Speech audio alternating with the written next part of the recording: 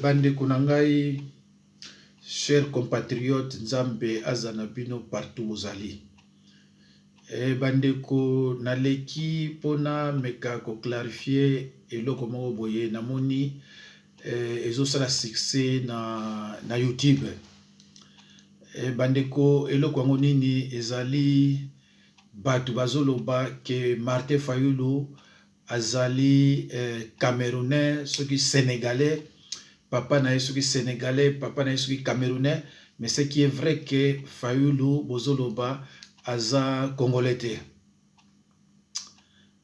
Bandeko na ba vidéo nyonso na tali o bazo parler pour na Fayulu, bango nyonso na moni bazoloba baza ba villageois. Bango tout baza ba villageois. Yo ozoloba makaba Fayulu za na ajini. Yo ozoloba makaba Fayulu oyaki kina ajini. So na tele ba petit honnête so ba maître dona na ba villageois mo rwandais aye yebe faluba. Bozo benge maître dona. Un villageois, un rwandais. Bandeko, faut que yeba ke makama mboka ezo pesa biso so to pasi. Bolinga rate bo tia biso na ndenge ke to péché. Mais tozo sala effort quand même to péché te. Tam na ebisio que tu es rwandais.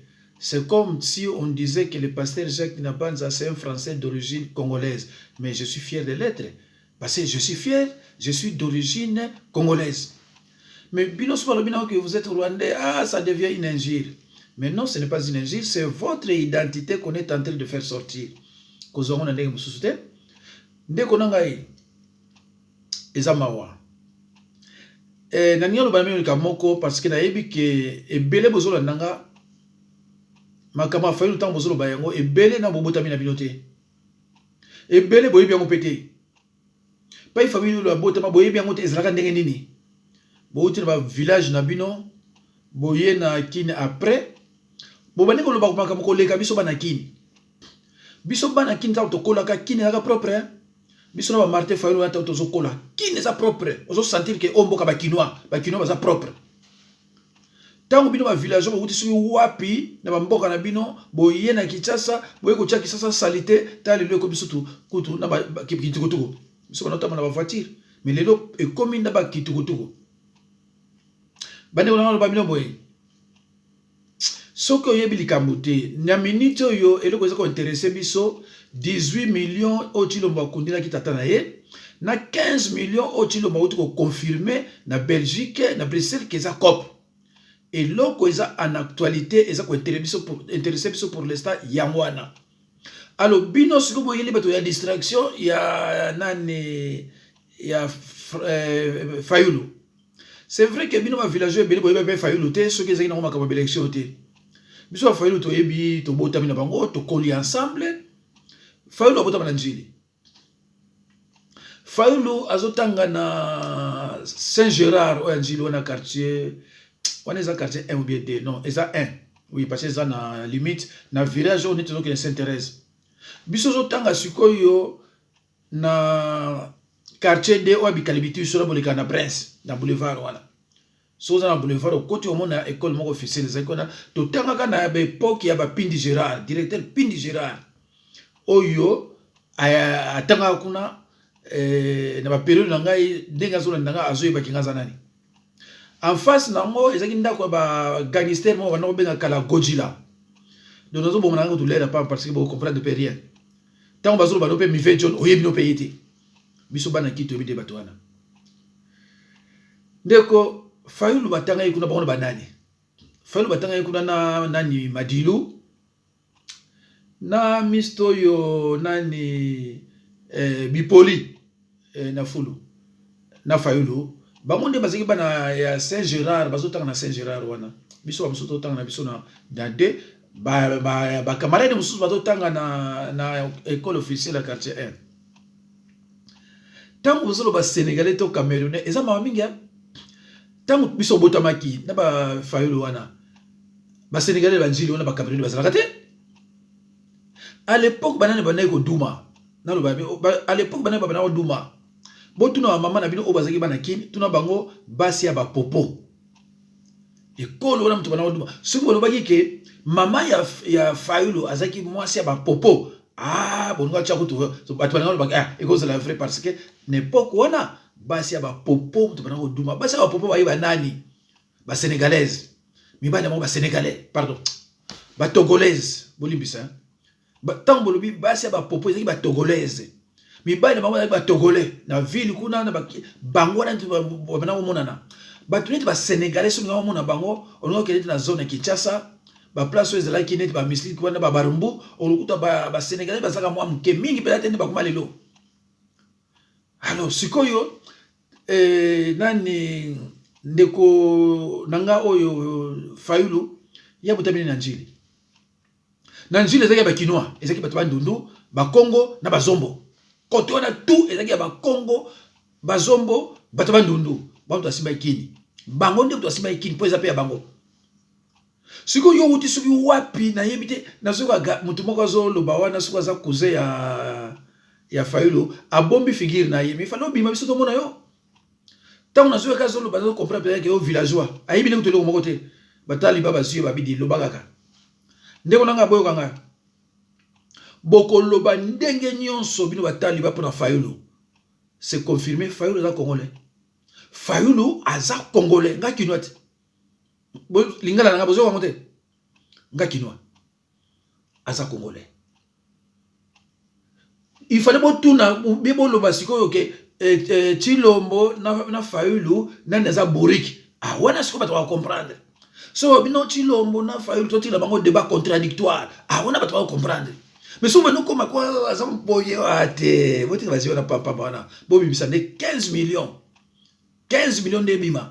Donc, ngana zolo bana bino bande konanga take musala nzambe Martin Fayulu aza congolais botika biloko papa bona musuna soka zo bondeni Fayulu ayebi ki Congo l'état te oh ngaza ndambia ngaza mona kini na bona biso na yebi biso ngana zo benga bana kini belewa na ba petit na biso bakola lete bana ba 63 64 tango tourner leki nanga webi ki Congo ate botanga botamina ki yo ndeni ni petite sœur webi Congo ate ngana débrouiller kaka to bambaka ko débrouiller ka ndeko na me soko telimina tête à tête na villageois mais na ko lobate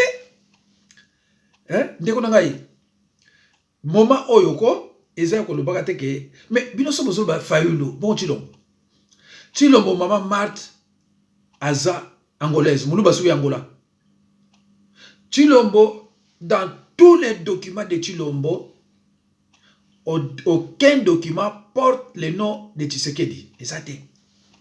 Bozwa babilete primaire pa Chilombo atanga na kin ti akena ba Congo ti ayawa bilete moko ya Chilombo bakoma Tshisekedi. Et ça te. Carte de séjour ya Chilombo na Bruxelles. Ils ont comme Tshisekedi te.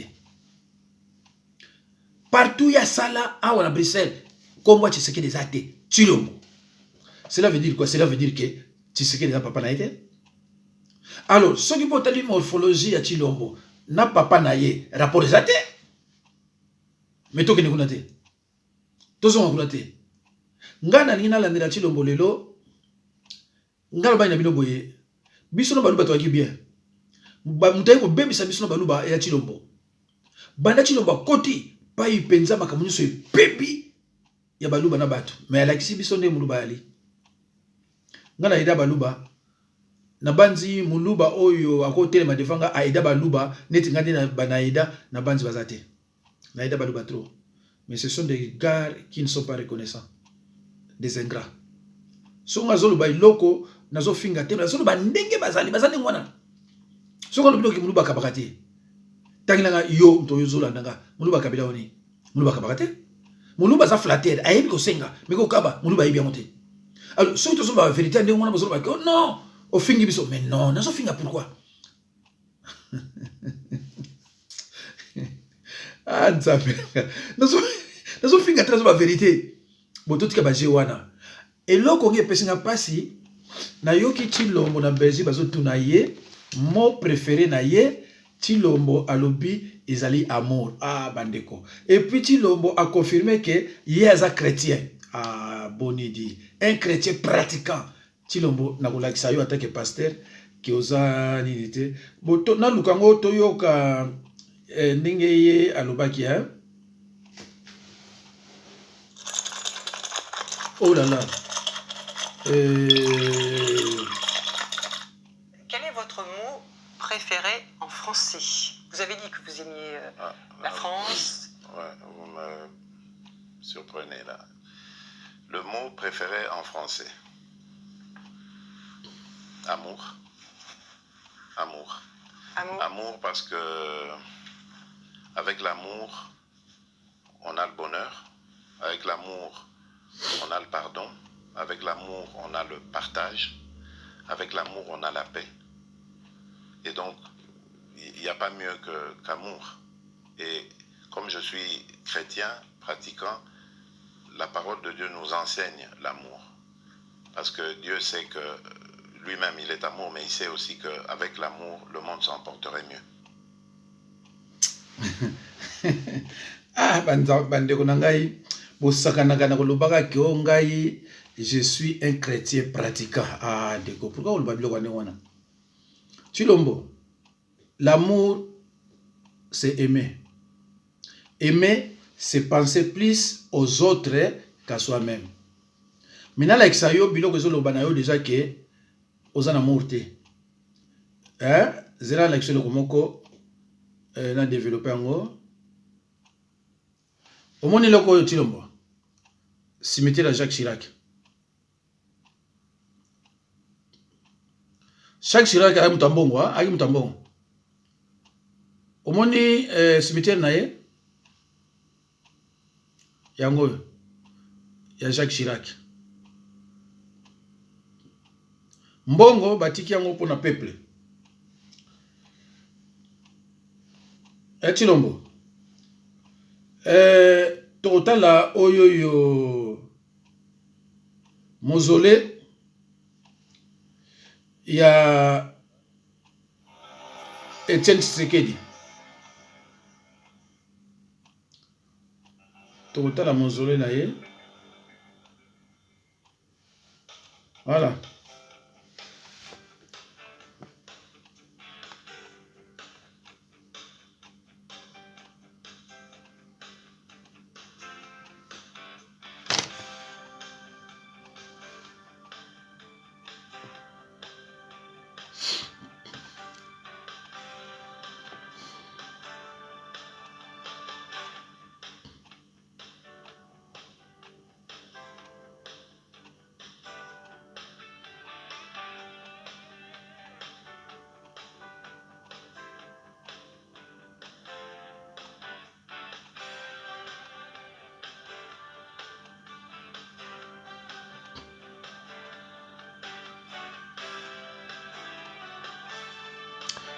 Nabanzi, peuple de Dieu, Bananzambe, je crois que Bomoni yango très bien. Alors, Tokotala awa Congo, Australie. Place au bazo bongise Tokotala tala. Tshisekedi. Place ba okunda ye bazo sala ye mausolée za bongo. Tala Vital Kamerhe na Rwandais. Alors président de la République comme au moins 15. Bomoni ona la kisibino wana. Eza tango bazo sala epai ba okunda Tshisekedi, Etienne Tshisekedi wa Mulumba. Bomoni Barwandais mutu baza wana na Burundais na Félix. Alors, Chilombo, yo lobi oza chrétien pratiquant, mot français préféré en tant que chrétien, c'est l'amour. Chilombo, naina memoka kana ile mwa mkuse. Peuple ninga zo souffrir. Au salaire qui 6 mois te, aux 18 millions pour na mausolée ya papa na yo. Au moni cimetière ya Chirac. Chirac a l'école en bon. Mais au monde bakundi et France est un pays plus riche que Mboka na biso. Mais au monde ngi basali cimetière ya Jacques Chirac. Au monde mbongo oyo bimaki na caisse à l'état po ba enterrer yete mais po ba yamba batu oyo bako lalisa ndenge bakolia ndenge bakosala nyonso wana. Mais hier azaka président de la République, azaka premier ministre, plusieurs fois député. Mais yo tata na yo je me demande ce que ça qui premier ministre a une année pas wapi. Qui premier ministre a une année, n'a pas soit ça wapi il y a 2 ans, ça qui en wapi. Azara jamais président de la République. Azara qui simple président de parti politique ya Baluba, IDPS. Abako ezeka Bakongo. Un père ezeka Bangala. IDPS ezeka Baluba. Mais 18 millions wana Chilombo. Au moins une condition peuple azako mené na RDC. Bongo yo ozwa 18 millions kaka pona individu. Aujourd'hui on a caisse à l'état, mbongo na yote, mbongo à peuple, c'est du vol. Bible les opek ça qui moyibi. Et ça qui moyibi. On explique biso ndenge ozu mbongo na. Chilombo yebisa biso on explique biso ndenge mbongo na ozu wapi. Na ba pays oyo eza droit de l'homme, changement de mentalité bakangi yo. Chilombo comme même là bato état de droit te, changement de mentalité le kutate oyo oza moyibi. Yango no keno confirmer na Bruxelles que ça cop. Un président de la République ozo confirmer yango ba conseiller no baza ba néophyte hein. Ce sont des débutants. Ngai conseiller na ko yebisa yo soko bimi ba conseiller en communication ba msuna yibango ba travailler pas. Ba tous yo tu wana presque ba travailler na bangote. Langage no zolo ba wana izo like ça vraiment que c'est vrai qu'on travaille à Mboka. Parce que si on travaille à Mboka oya biso, le comportement oyo zo mené wana ne sa yango te. Chilombo. On nous comprendre les bateaux amour. Mais amour c'est aimer. Aimer, c'est penser plus aux autres qu'à soi-même. Mais ils ont pensé dans nani. Donc comme on a 15 millions, mais ils ont pensé dans nani. Chilombo. Ils ont pensé dans mon côté. Alors arrêtez, il y a des conneries que vous êtes chrétiens pratiquants. Vous avez ça sonné dans le christianisme. Je suis un chrétien, pratiquement. L'amour. Amour est bien. Hein? Amour est bien. C'est 15 millions. 18 millions, ça n'a pas. Est-ce que explique au peuple pas aux hommes bon? On lui change pas de mentalité. État de droit de l'Olbani. Transparence. On explique au peuple que 18 millions, on a salé, on a besoin de telle place. Est-ce que explique à 15 millions, on a besoin de la caméra. Est-ce que on explique à na peuple? Parce que le peuple a besoin de l'eau. Mais pourquoi on a besoin de l'eau? Pourquoi on a besoin de la bouche? Font la bouche, non? Batu bayo 15 millions za wapi? Ye wana mwana mso abimina kisasa ke bazana mutoyo ayaka soki na logo nini wana soki oyibi akangi yo bango balubi balongo pourquoi? Yo amoyibi. Eza soni monde atier yebi lelo ke na RDC basala COP. Est-ce que COP eza ki moyibi et pimbi na munoko na yo président de la République abaluba eza mawamingi. Eza vraiment mawamingi Chilombo na comportement wana. Alors Chilombo oza mutu moko za na mura ta mukete. Tango yo na Belgique. Tango musuka ndenge za la bo mo ele bisolo bi tika na ndame na on lia pa petit nanga. OK pas docteur et pas frat. Petit nanga neni bien vu. Kamwa ele kwa ngotolia. Okabule olia. Tango ke na Kisasa. Jour ya benga ka oyobana eni obi me yaka ozo zelani. Tango ya ye olinko yamba ete. Nazolo belonga ka na expliquer amour que yo oza sans amour. Moi amour peut-être oyebi explication na moté, y on a expliqué que amour veut dire aimer. Amour signifie aimer. Aimer c'est passer plus aux autres qu'à soi-même. Mais yo et pas frat. Oboy ko yamba ye. Et pas frat. À côté hôpital. Et pas frat. Ba conseiller no nyonso 95% sont de baluba. Ba kabakate. Nzale bomi na hôpital. Muto yo obana ko lia na ndako na ye. Soki o sepeli ko notala vie na yo. Oboyi ko tin la même $100 à pamba. Po alia. Ba conseiller na yo baluba mitema be baluba ko kabakate. Bako memila même ba kabrite ba teka na Victor na kwanga docteur soki Epafrat alia. Rien. Tous les baluba. Moulouba akabakat. Et c'est regrettable quand même. Ce n'est pas que le docteur Epafrat azo bela sou na mbokani. Azako bela la kacha Kinshasa. Tous vos conseillers ont été là. Ils savaient que et monsieur docteur Epaphrate est malade et il est hospitalisé. Il le savait. Mais Moutou, mon côté, à Kolongola, t'as $100. Bah, on peut ça y aller à quel cœur, Yabalouba. Ndeko yon tozo landanga. Yon to ida Muluba. Tala so Muluba kabila wele woni. Yon to ida Muluba. Luka Muluba na so kabila mutu nini, so ida nani. Ngako sakate, Muluba kabakate. Muluba akabakate. Tala nda ya wakufi. Nda ya sako bela. Oh ministre de Badi Banga, oh ministre de Boy, oh Kingadi Boy. Mais tu as kufia. Et parfois tu as kufa. Yo ko bana biso ke mo oyo lingala mingi eza amour nani Chilombo a tout choqué ngata ke musala na Nzambe na bifo na répondre ko ba su ne monate. Yo zona kera Satan, zona kera ya morte. D'abord oza ki nommé, oza voleur de voix, un tricheur. Oza la chrétienté. Oza chrétienté. Voleur de voix. Un tricheur, ou les abiloko, ou les réalité, ils sont vrais, ils sont qui baso fingo, baso construire comme non, oye bien. Comme preuve, assemblée zanote, Sénat zanote, défense zanote, justice zanote, information zanote, biloko ane zakana président élu. Et yo nous a nommé chef non lobby qui ozo monte ozo nangai. C'est clair. Donc so monu baso bana yo ki azo commission ki ozo élu parce que ça moyibi. Voilà. Alors moyibi biso to commission été.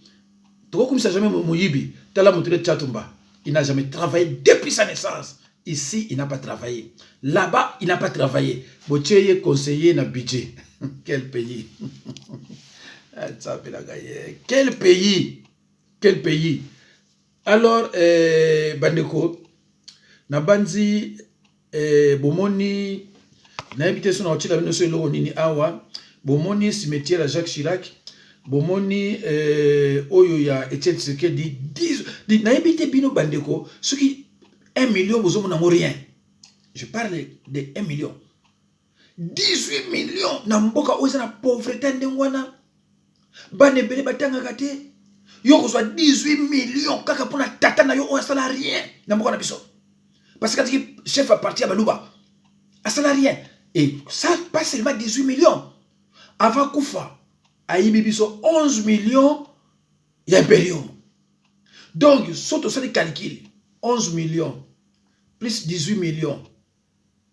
11 millions plus 18 millions. Et puis c'est 29 millions. Plus 15 millions. Et puis si je crois, 34 millions kakapona famille Chilombo. Ndeko nanga mutamunuba. Yo sikozo kumisa en vertu de quels critères yo sikozo kumisa siko Chilombo. Parce que yo ka ba monta wana nyoso famille na yo ezui rien. Famille na yo ezui rien. Alors bandeko ngai namoni natika natila bino ko loko mo boye bolanda boyoka Chilombo makambo abanaye koloba na tata na ye ndenge lelo yo Chilombo abimi très impitoyable, un mendiant, un chien. Biloko nyonso wana lobi ezali kamoka ofinga te parce que chien za na kati ya Bible. Mandia et la kisi Kabila nommé traître à trahir le peuple. Voilà. Total asiko oyo. Ce que vous le kandenge nini? À commencer par M. Kabila. Je vous demande à vous tous de rechercher ce monsieur partout où il est dans le territoire national et de me l'amener ici vivant. C'est lui qui m'amènera Kabila ici ligoté aura une récompense très importante. Non seulement je le pense, mais je le crois et je m'y active. C'est un tricheur, c'est quelqu'un qui s'est imposé contre la volonté de la population. Sa place n'est pas là, c'est un imposteur. Sa place est soit en prison parce qu'il a triché, soit en dehors de l'institution, mais en tout cas, elle n'est pas là et nous nous battons. J'ai trop de travail qui m'attend. Je n'ai pas le temps de m'attarder sur ça. Pour s'éterniser au pouvoir, Joseph Kabila est prêt à tout. Dans son plan machiavélique, non sans cynisme avéré, il continue de multiplier les artifices et subterfuges de toutes sortes et n'hésite pas à utiliser des moyens qui heurtent la conscience humaine sur des foyers d'insécurité, notamment dans le Kasaï, où l'on déplore des massacres et autres crimes ignobles dont sont victimes les civils, parmi lesquels les 2 experts des Nations Unies. Les crimes, je vous ai dit, s'il y a des instances spécialisées qui relèvent cela, on s'y penchera, mais je n'ai pas à fouiner, c'est ça que je veux dire. Moi, je ne ferai pas ce travail d'aller fouiner dans le passé. Étant donné que la République démocratique du Congo est sa propriété privée, seul Louis-Joseph Kabila et sa famille pouvaient y vivre décemment. Je me suis rendu à l'étranger pour porter haut et fort le message de notre peuple en le paraphrasant, Kabila doit partir. Son allié, parce que nous avons décidé de nous mettre ensemble pour diriger le Congo et le diriger autrement. Mais il contrôle la plupart des postes de... Là, M. Kabila est en train d'instaurer une dictature et ça ne passera pas à nos yeux. Il devra nous passer sur le corps pour ça. Veuillez accepter, M. le Président, toutes nos félicitations. Nous sommes vraiment face à un système qui est décidé à écraser, à museler le peuple congolais, quoi qu'il arrive. Et donc, nous n'avons pas d'état d'âme à avoir. Dans votre exercice du pouvoir, vous avez pu engager le pays dans une transition qui avait abouti à la réunification du territoire national alors divisé. Mais aucun de ces moments n'a pu altérer votre détermination à permettre au peuple congolais de se choisir librement ses dirigeants. Veuillez accepter, Monsieur le Président, toutes nos félicitations. La population souffre, mais elle meurt énormément à cause d'un individu, Joseph Kabila, qui est la haute incarnation du mal congolais. Votre action s'inscrit ainsi dans l'héritage de vos prédécesseurs et autres dirigeants historiques. Veuillez accepter, Monsieur le Président, toutes nos félicitations. Aujourd'hui, le Congo a besoin d'être libéré. Et cette libération passe par le départ forcé de Joseph Kabila. Monsieur le Président, dans votre exercice du pouvoir, vous avez pu engager le pays dans une transition qui avait abouti à la réunification du territoire national alors divisé. Normalement, je le pense, mais je le crois et je m'y active. C'est un tricheur, c'est quelqu'un qui s'est imposé contre la volonté de la population. Sa place n'est pas là, c'est un imposteur. Sa place est soit en prison parce qu'il a triché, soit en dehors de l'institution, mais en tout cas, elle n'est pas là. Et nous nous battons. Je n'ai pas à fouiner, c'est ça que je veux dire. Moi, je ne ferai pas ce travail d'aller fouiner dans le passé. Que demain, nous ayons comme allié de coalition le PPRD. Mais nous serons obligés d'oublier toutes les frustrations que nous avons connues et d'aller aux affaires avec le PPRD. Son allié, parce que nous avons décidé de nous mettre ensemble pour diriger le Congo et le diriger autrement. J'insiste pour que les cadres de demain, les dirigeants de demain ne soient pas des gens qui ont été mêlés à la mégestion.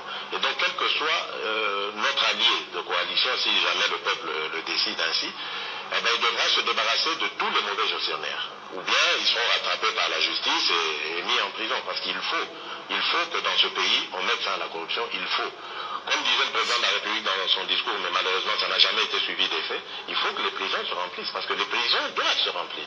On peut repartir avec les uns et les autres, ceux qui ne se sont pas trop compromis, qui n'ont pas trop de tâches, qui ne choquent pas la population.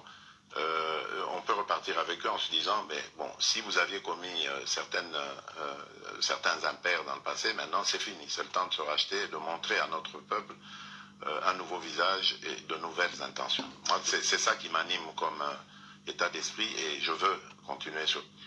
Et je le dis sans peur, je suis là pour déboulonner le système dictatorial qui était en place.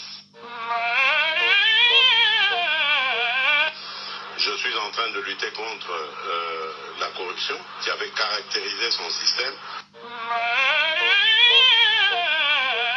recettes de l'État. Vous savez que ce pays connaît des fuites immenses d'argent. Donc il faut déjà commencer par bloquer la corruption. Mais par déjà l'application de la loi.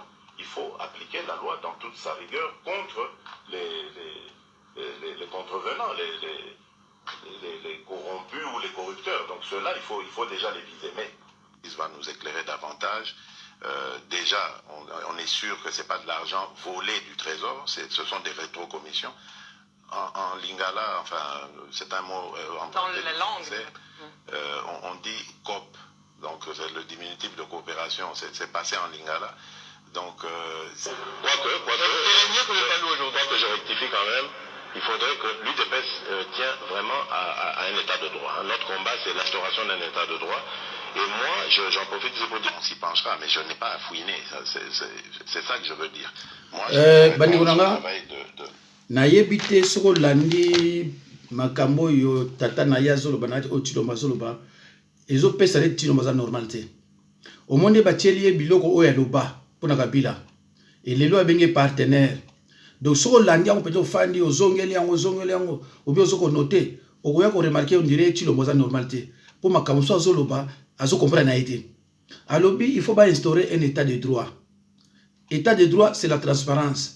Mais 15 millions sur le bilan. Namboka kuna bazo zela yo obima o bana peuple qui était 15 millions bato yibi bango yo. État de droit. Ozolo baté que non 18 millions on a zulu na lobaki na kundila ki tata nanga na sai mozole na ye kabila mutapesa nga ngobe kamere. Mozolo baté ozotika bato na flou. Mais état de droit obino zolo baskweza nini baluba. État de droit obino boyeli batu ya marque ndenge nini. Sobo ngi état de droit. État de droit est la transparence. Bon expliquer biso 18 millions oyo ya mausolée ya tata ya Chilombo mbongo wana ye azu yango wapi parce que c'est 6 mois té salaire na ye peut-être 5 millions to éviter. Alors est-ce que Chilombo tango azu pouvoir na ye a déclaré ki fortune na ye est-ce qu'il a déclaré ki mbongo oyo azalaki nango tango azu ki bokonzi. Alors soto talibie tango yazaki azu ki bokonzi azalaki même na 1000 euros té parce que mbongo ya banango zwa kuna ezaki moins de 1300. Alors, moi, ça, l'économie, ça, donc, même 1000 euros. Alors, 18 millions, pas qu'on a tata naye. Et ça, la constitution, il y a un bon cannabis, tout est zati. Bande qu'on a en tout cas, ça m'a mingi, Nzamba Pambola Bino, et Zambokate, pour considérer, Batouana Teke, Baïli état de droit. Et loko ya kimo yibi, et Sougana Kobo yibi. Bon, pensez que bon, mon loko moka malamu, et pas Chilombo. Ce qui y a qu'on surprendre, bangote, bango, bako surprendre, bon, mon année, et qu'on souki la bango. Merci beaucoup, Bande Konangai. Nzamba Pambola Bino tokutani bandeko nanga na kati ya makambo nzambe sobo sisi kotala video oyo bomona video musezo landa mibale na banzi eza kafu ekosepelisa bino tozo continue na musala na biso ndenge na lobaki tokoti na